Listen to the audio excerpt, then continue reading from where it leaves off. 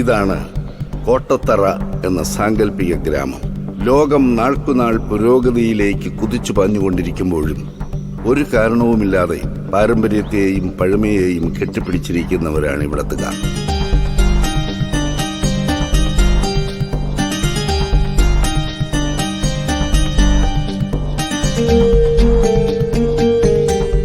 വിശ്വാസികൾ തിങ്ങിപ്പാർക്കുന്ന ഈ ഗ്രാമത്തിൽ ഒരു പള്ളിയോ അമ്പലമോ ഇല്ല എന്നത് ഇവിടുത്തെ മാത്രം പ്രത്യേകതയാണ്. അതിന് പ്രത്യേകിച്ച് കഥയോ കാരണമോ ഇല്ലതാനും. കോട്ടത്തറയുടെയും അവിടുത്തെ നാട്ടുകാരുടെയും കഥ ഇവിടെ തുടങ്ങുന്നു. അച്ഛാ, നമ്മുടെ നാട്ടിലെന്താ അമ്പലം ഇല്ലാത്തെ? അത് മോള് വാ.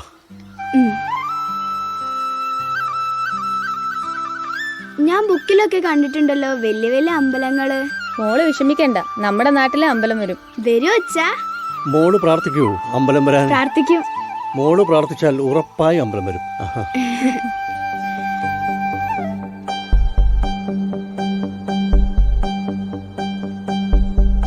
എന്ത് കഷ്ടം എന്റെ പടച്ചോനെ, ഇത്രയും മുസ്ലിങ്ങളുള്ള നാടായിട്ടൊരു പള്ളി പോലും ഇല്ല നിസ്കരിക്കാൻ.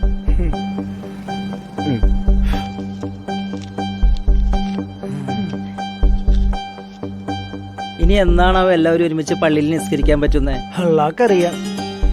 ഈ ഭണ്ഡാരപ്പെട്ടിയിൽ പൈസ ഇടാൻ തുടങ്ങിയിട്ട് കാലം എത്രയെന്നറിയാവോ? എന്നാ പടച്ചോനെ നമ്മക്കൊരു പള്ളി വരിക? പടച്ചോൻ വിരിച്ചടക്കും, അല്ലാണ്ട് ഇപ്പൊ എന്ത് പറയാനാ. വാ.